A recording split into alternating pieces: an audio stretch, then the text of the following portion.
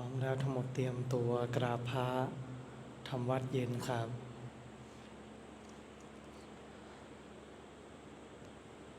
ทั้งหมดกราบพระพร้อมกันครับกราบกราบกราบกราบบารมีธรรมพ่อแม่ครูบาอาจารย์ครับทั้งหมดกล่าวคำบูชาพระรัตนตรัยพร้อมกันครับอิมินาสการเรนะพุทธังอภิปูชยามะอิมินาสการเรนะธัมมังอภิปูชยามะอิมินาสการเรนะสังฆังอภิปูชยามะอะระหังสัมมาสัมพุทโธภควาพุทธังภควันตังอภิวาเทมิสวากขาโตภควตาธัมโมธัมมังนามัสสามิสุปฏิปันโนภควโตสาวกสังโฆสังฆังนะมามิหันธรรมยังพุทธัสสะภะคะวะโตปุพพภาคณมะการังกโรมะเสนะโมตัสสะ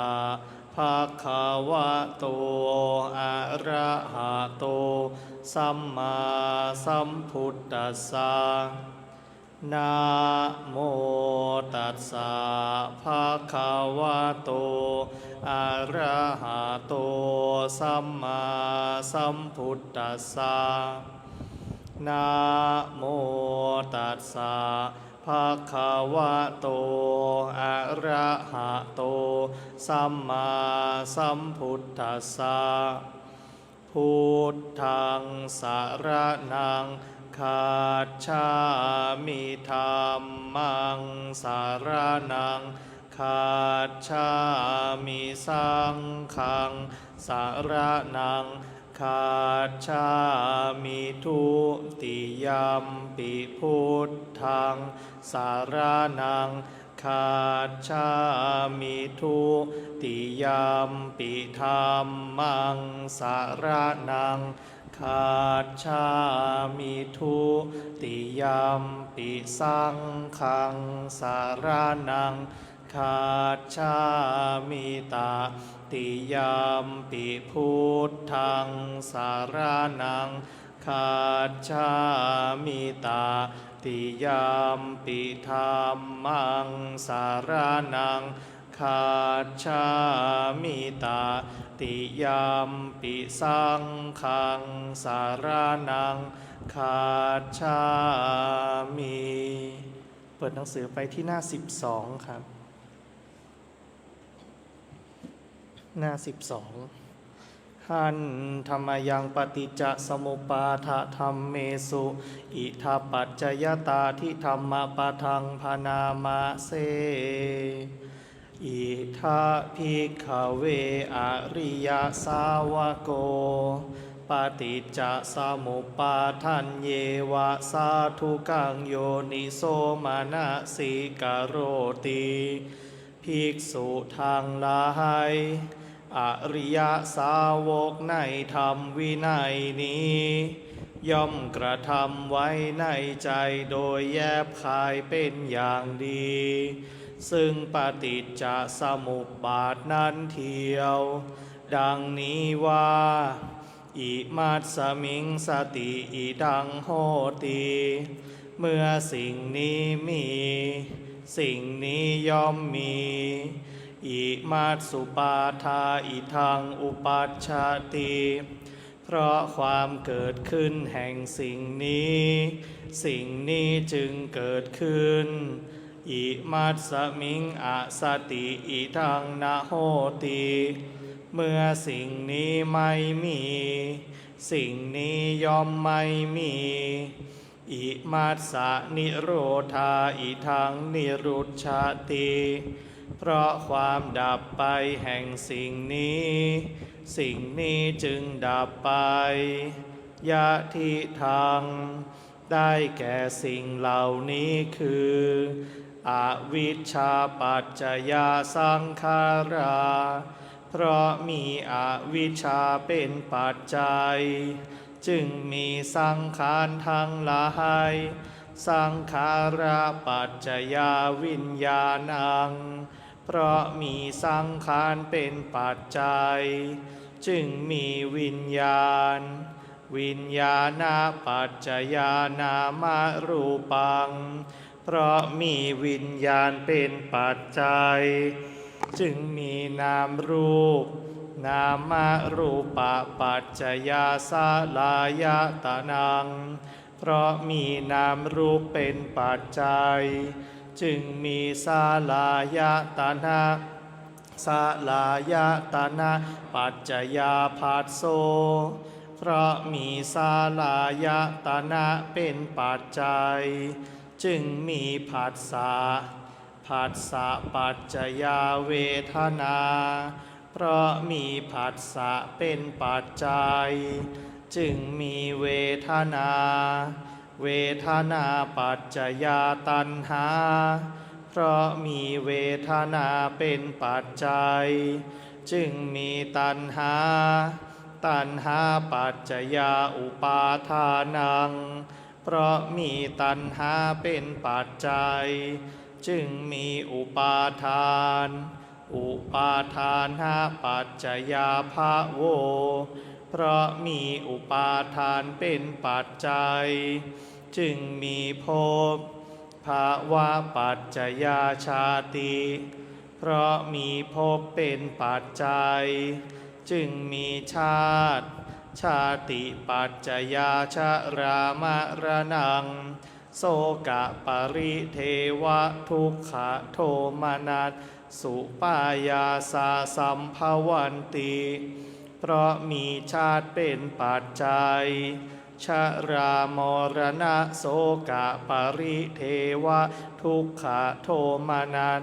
อุปายาสะทางหลายจึงเกิดขึ้นครบถ้วน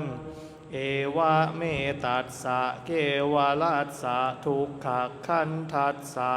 สมุทัยโยโหติ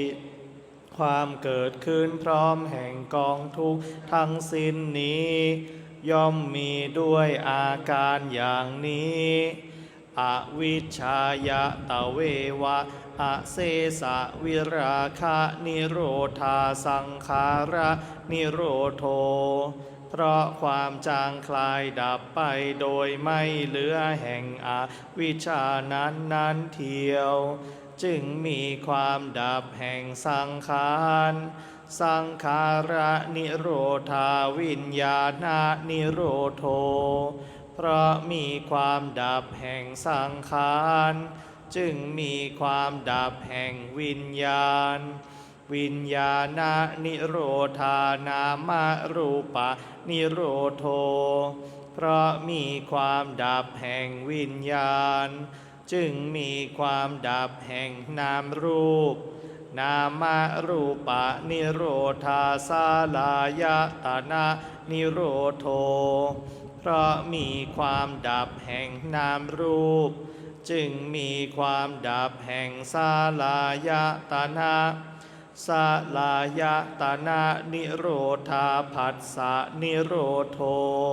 เพราะมีความดับแห่งสาลายตนะ จึงมีความดับแห่งผัสสะผัสสะนิโรธาเวทนานิโรโธเพราะมีความดับแห่งผัสสะ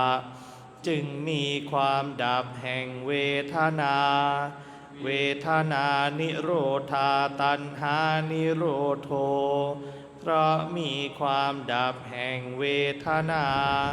จึงมีความดับแห่งตัณหาตัณหานิโรธาอุปาทานะนิโรโธเพราะมีความดับแห่งตัณหาจึงมีความดับแห่งอุปาทานอุปาทานะนิโรธาภาวะนิโรโธเพราะมีความดับแห่งอุปาทานจึงมีความดับแห่งภพภาวะนิโรธาชาตินิโรโธเพราะมีความดับแห่งภพจึงมีความดับแห่งชาติชาตินิโรธาชรามรณังโสกะปริเทวะทุกขโทมนัสสุปายาสานิรุชชันติเพราะมีความดับแห่งชาตินั้นปริเทวะทุกขโทมนัสอุปายาสะทางหลายจึงดับสิ้นเอวะเมตัสสะเกวลัสสะทุกขคันทัสสะนิโรโธโหติติความดับลงแห่งกองทุกข์ทั้งสิ้นนี้ย่อมมีด้วยอาการอย่างนี้ดังนี้เปิดหนังสือไปที่หน้า47ครับหน้า47หันธรรมยังมหาสติปัฏฐานธรรมปทังพนามาเสดูกะระภิกษุทางหลายอีกข้อหนึ่งภิกษุย่อมพิจารณาเห็นกายนี้แหละซึ่งตั้งอยู่ตามที่ตั้งอยู่ตามปกติโดยความเป็นธาตุว่ามีอยู่ในกายนี้ธาตุดินธาตุน้ำธาตุไฟธาตุลมคนฆ่าโคหรือลูกมือของคนฆ่าโคผู้ขยันฆ่าโคแล้วแบ่งออกเป็นส่วนนั่งอยู่ที่หนทางใหญ่สี่แพร่งชั้นใดภิกษุก็ชั้นนั้นเหมือนกันย่อมพิจารณาเห็นกายนี้แหละซึ่งตั้งอยู่ตามที่ตั้งอยู่ตามปกติโดยความเป็นธาตุว่ามีอยู่ในกายนี้ธาตุดินธาตุน้ำธาตุไฟธาตุลมดังพันนามาชนีภิกษุย่อมพิจารณาเห็นกายในกายภายในบ้างพิจารณาเห็นกายในกายภายนอกบ้างพิจารณาเห็นกายในกายทั้งภายในทั้งภายนอกบ้างพิจารณาเห็นธรรมคือความเกิดขึ้นในกายบ้างพิจารณาเห็นธรรมคือความเสื่อมในกายบ้างพิจารณาเห็นธรรมคือทั้งความเกิดขึ้นทั้งความเสื่อมในกายบ้างย่อมอยู่อีกอย่างหนึ่งสติของเธอที่ตั้งมั่นอยู่ว่ากายมีอยู่ก็เพียงสักว่าความรู้เพียงสักว่าอาศัยระลึกเท่านั้นเธอเป็นผู้อันตัณหาและทิฏฐิไม่อาศัยอยู่แล้วและไม่ถือมั่นอะไรอะไรในโลกดูกะระภิกษุทั้งหลายอย่างนี้แลภิกษุชื่อว่าพิจารณาเห็นกายในกายอยู่ดูกะระภิกษุทั้งหลาย อีกข้อหนึ่งภิกษุเหมือนกะว่าพึงเห็นสรีระที่เขาทิ้งไว้ในป่าช้าตายแล้ววันหนึ่งบ้าง2 วันบ้าง3 วันบ้างที่ขึ้นพองมีสีเขียวน่าเกลียดมีน้ำเหลืองไหลน่าเกลียดเธอย่อมน้อมเข้ามาสู่กายนี้แหละว่าถึงร่างกายอันนี้เราก็มีอย่างนี้เป็นธรรมดาคงเป็นอย่างนี้ไม่ล่วงความเป็นอย่างนี้ไปได้ดังพันนามาชนี้ภิกษุย่อมพิจารณาเห็นกายในกายภายในบ้างพิจารณาเห็นกายในกายภายนอกบ้างพิจารณาเห็นกายในกายทั้งภายในทั้งภายนอกบ้างพิจารณาเห็นธรรมคือความเกิดขึ้นในกายบ้างพิจารณาเห็นธรรมคือความเสื่อมในกายบ้างพิจารณาเห็นธรรมคือทั้งความเกิดขึ้นทั้งความเสื่อมในกายบ้างย่อมอยู่อีกอย่างหนึ่งสติของเธอที่ตั้งมั่นอยู่ว่ากายมีอยู่ก็เพียงสักว่าความรู้เพียงสักว่าอาศัยระลึกเท่านั้นเธอเป็นผู้อันตัณหาและทิฏฐิไม่อาศัยอยู่แล้วและไม่ถือมั่นอะไรอะไรในโลกดูกะระภิกษุทั้งหลายอย่างนี้แลภิกษุชื่อว่าพิจารณาเห็นกายในกายอยู่ดูกะระภิกษุทั้งหลายอีกข้อหนึ่งภิกษุเหมือนกะว่าพึงเห็นสรีระที่เขาทิ้งไว้ในป่าช้าอันฝูงกาจิกกินอยู่บ้างฝูงนกตะกรุมจิกกินอยู่บ้างฝูงแร้งจิกกินอยู่บ้างหมู่สุนัขกัดกินอยู่บ้างหมู่สุนัขจิ้งจอกกัดกินอยู่บ้างหมู่สัตว์ตัวเล็กๆต่างๆกัดกินอยู่บ้างเธอย่อมน้อมเข้ามาสู่กายนี้แหละว่าถึงร่างกายอันนี้เราก็มีอย่างนี้เป็นธรรมดาคงเป็นอย่างนี้ไม่ล่วงความเป็นอย่างนี้ไปได้ดังพันนามาชหนึ่งภิกษุเหมือนกะว่าพึงเห็นสรีระที่เขาทิ้งไว้ในป่าช้าเป็นร่างกระดูกยังมีเนื้อและเลือดยังมีเส้นเอ็นผูกรัดอยู่ดูกะระภิกษุทั้งหลายอีกข้อหนึ่งภิกษุเหมือนกะว่าพึงเห็นสรีระที่เขาทิ้งไว้ในป่าช้าเป็นร่างกระดูกปราศจากเนื้อแต่ยังเปื้อนเลือดยังมีเส้นเอ็นผูกรัดอยู่ดูกะระภิกษุทั้งหลายอีกข้อหนึ่งภิกษุเหมือนกะว่าพึงเห็นสรีระที่เขาทิ้งไว้ในป่าช้าเป็นร่างกระดูกปราศจากเนื้อและเลือดแล้วยังมีเส้นเอ็นผูกรัดอยู่ดูกะระภิกษุทั้งหลายอีกข้อหนึ่งภิกษุเหมือนกะว่าพึงเห็นสรีระที่เขาทิ้งไว้ในป่าช้าคือเป็นกระดูกปราศจากเส้นเอ็นผูกรัดแล้ว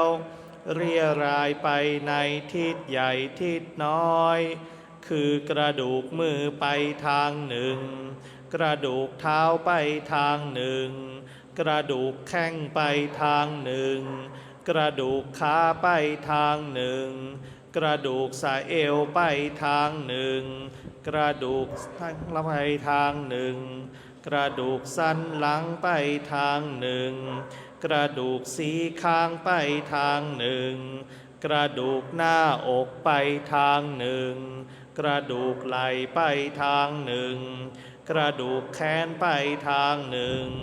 กระดูกคอไปทางหนึ่งกระดูกคางไปทางหนึ่งกระดูกฟันไปทางหนึ่งกะโหลกศีรษะไปทางหนึ่ง อีกข้อหนึ่งภิกษุเหมือนกะว่าพึงเห็นสรีระที่เขาทิ้งไว้ในป่าช้า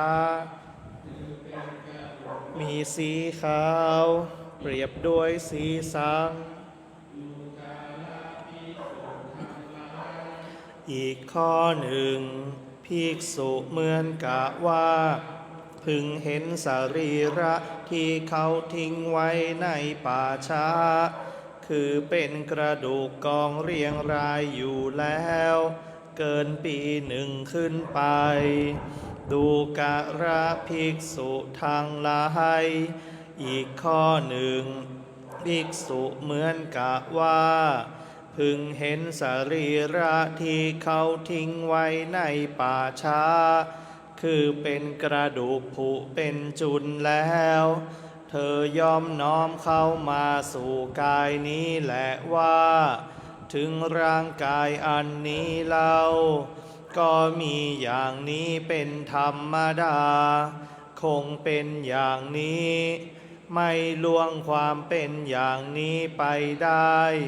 ดังพันนามาชนี้ภิกษุย่อมพิจารณาเห็นกายในกายภายในบ้างพิจารณาเห็นกายในกายภายนอกบ้างพิจารณาเห็นกายในกายทั้งภายในทั้งภายนอกบ้างพิจารณาเห็นธรรมคือความเกิดขึ้นในกายบ้างพิจารณาเห็นธรรมคือความเสื่อมในกายบ้างพิจารณาเห็นธรรมคือทั้งความเกิดขึ้นทั้งความเสื่อมในกายบ้างย่อมอยู่อีกอย่างหนึ่ง สติของเธอที่ตั้งมั่นอยู่ว่ากายมีอยู่ก็เพียงสักว่าความรู้เพียงสักว่าอาศัยระลึกเท่านั้น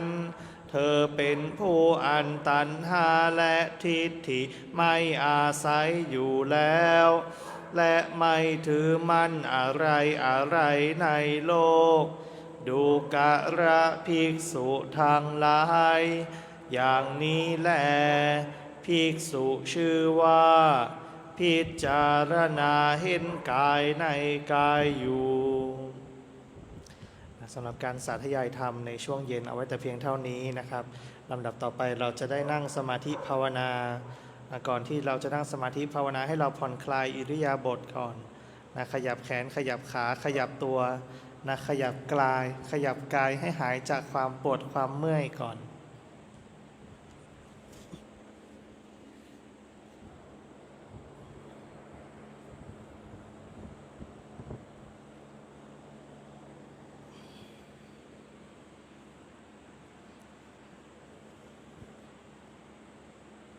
ผ่อนคลายอิริยาบถหาคลายจากความปวดความเมื่อยนะนั่งไปนานๆมันก็เมื่อยนะก่อนที่เราจะนั่งภาวนานะต้องทำร่างกายให้สบายก่อนสบายกายสบายใจก่อนนะทำให้ร่างกายทำให้จิตใจมันมีความสุขเกิดขึ้นก่อนนะเพราะความสุขเป็นเหตุใกล้ให้เกิดสมาธิเนี่ยเรายังไม่ชำนาญนะยังไม่เป็นวสีนะยังไม่ชำนาญในการนั่งสมาธิภาวนาเราจะเปิดปิดเหมือนสวิตช์ไฟ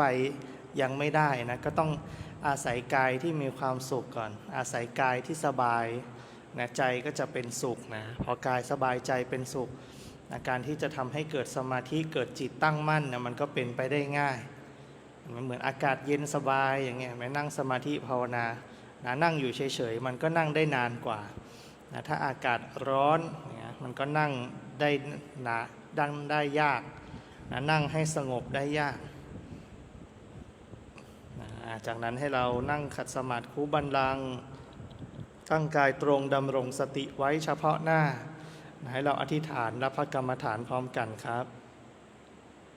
ข้าพเจ้าขอตั้งจิตอธิษฐานด้วยสัจจะวาจาว่าข้าพเจ้าจะเป็นผู้มีสติมีสัมปชัญญะโดยกระทำไว้ในใจว่าข้าพเจ้าจะทำความรู้สึกตัวในขณะหายใจเข้ายาวในขณะหายใจออกยาวในขณะหายใจเข้าสั้นในขณะหายใจออกสั้นข้าพเจ้าจะอดทนอดกลั้นจะไม่หลงในความพอใจไม่ปฏิเสธความไม่พอใจ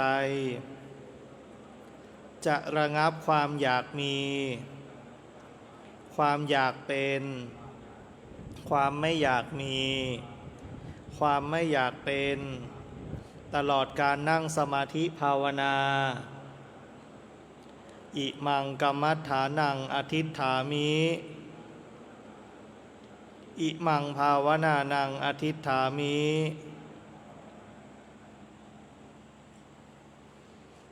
ให้เรานั่งขัดสมาธิสบายๆนะเอามือวางไว้บนตักนะจะประสานกันไว้ก็ได้นะจะวางไว้บนเข่าเฉยๆก็ได้จะขวาทับซ้ายหรือซ้ายทับขวาก็ได้เหมือนกันนะจะคูขาเข้ามาเฉยๆก็ได้นะอย่าลืมว่าการเจริญสติปัฏฐานเนี่ยให้รู้ตัวแค่นั้นเองนะเมื่อไหร่ที่รู้ตัวนะเมื่อนั้นคือการเจริญสติปัฏฐานเพราะว่ามารู้ที่ตัวเองแล้วนะเมื่อสติเกิดสมาธิก็จะเกิดนะแต่เราอย่าแปลกใจนะไม่ต้องแปลกใจว่ามันรู้ตัวแป๊บเดียวนะมันก็เป็นสมาธิแป๊บเดียวนั่นแหละนะเราก็ทำเรื่อยๆรู้เรื่อยๆนะรู้ไปเรื่อยๆนะสมาธิมันก็จะตั้งมั่นไปเรื่อยๆนะมันเริ่มจากเล็กๆน้อยๆเขาเรียกว่าคณิกะสมาธินะมันก็สะสมสิ่งเล็กๆน้อยๆนี่ไปแหละนะแล้วมันก็จะมีกำลังมากขึ้นนะมีกำลังมากขึ้นนะให้เราคอยระลึกคอยรู้ตัวสิ่งที่เราควรระลึกสิ่งที่เราควรรู้ตัวก็คือกายของเรานี่แหละใจของเรานี่แหละนะกายที่เรามีนะใจที่เรามีนะกายมันตั้งอยู่ในท่าไหนมันหายใจเข้าหรือมันหายใจออกมันหายใจเข้ายาวหรือว่าออกยาวเข้าสั้นหรือว่าออกสั้นให้เรารู้ตามความเป็นจริงเห็นไหมนะเมื่อรู้ลักษณะของมันตามความเป็นจริงแล้วภาษาจะไม่เกี่ยวสัญญาไม่เกี่ยวละนะนั้นถ้าอยากนั่งสมาธิให้เกิดสมาธิไวให้เกิดจิตตั้งมั่นไวนะให้เป็นสมถะไวๆให้เราหมดเจตนานะไม่ต้องไปมีเจตนาไม่ต้องอยากปล่อยมันดูตามที่มันเป็นนะดูตามที่มันเป็นนะเมื่อหมดเจตนาจะได้สมถะนะเมื่อหมดความคิดจะได้วิปัสสนานะเราไม่ต้องคิดว่าอะไรจะเกิดต่อไปจะเป็นยังไงต่อไปจะเป็นอย่างนี้ไหมให้หมดเจตนาให้หมดความคิดนะเดี๋ยวสมถะและวิปัสสนามันจะเกิดขึ้นมันจะปรากฏขึ้นมาเองนะให้เรามีสติคอยระลึกคอยรู้ตัวหายใจเข้ายาวให้รู้หายใจออกยาวให้รู้หายใจเข้าสั้นให้รู้หายใจออกสั้นให้รู้ให้เรามีสตินะถ้ารู้ตัวอยู่เนืองๆรู้ตัวอยู่เรื่อยๆนะนั้นรู้ในปัจจุบันขณะนะรู้ในความเป็นปัจจุบันขณะนี่แหละนะไม่ต้องคิดอะไรเกิดก็ให้รู้ความสุขเกิดก็รู้ความทุกข์เกิดก็รู้ความคิดเกิดก็รู้ความฟุ้งซ่านเกิดก็รู้ความลังเลสงสัยเกิดก็ให้รู้สำคัญที่สุดคือความเพียรที่จะรู้บ่อยๆนะเพราะว่าเวลามันเปลี่ยนไปเรื่อยๆฉะนั้นปัจจุบัน มันจึงเปลี่ยนไปเรื่อยๆนะปัจจุบันไม่มีหยุดนิ่งนะทุกอย่างทุกขณะทุกเวลาเห็นไหมทุกขณะมันเป็นปัจจุบันของมันแล้วนะเราก็ค่อยๆตามรู้ในทุกๆขณะไปเรื่อยๆนะให้สติมันเกิดอยู่เนืองๆพอสติเกิดอยู่เนืองๆสมาธิก็จะเกิดอยู่ต่อเนื่องนะต่อเนื่องกันกับสตินั่นแหละนะอันนั้นคือการพิจารณานะการทำให้เกิดสมถะนะการให้ได้สมาธิการให้ได้จิตที่ตั้งมั่นนะแต่ถ้าอยากเป็นวิปัสสนาอยากเจริญปัญญาไปให้ถึงการหลุดพ้นนะก็ให้เราพิจารณาสิ่งที่ทำให้เราเป็นทุกข์นะอะไรที่เป็นทุกข์ให้เราดูสิ่งนั้น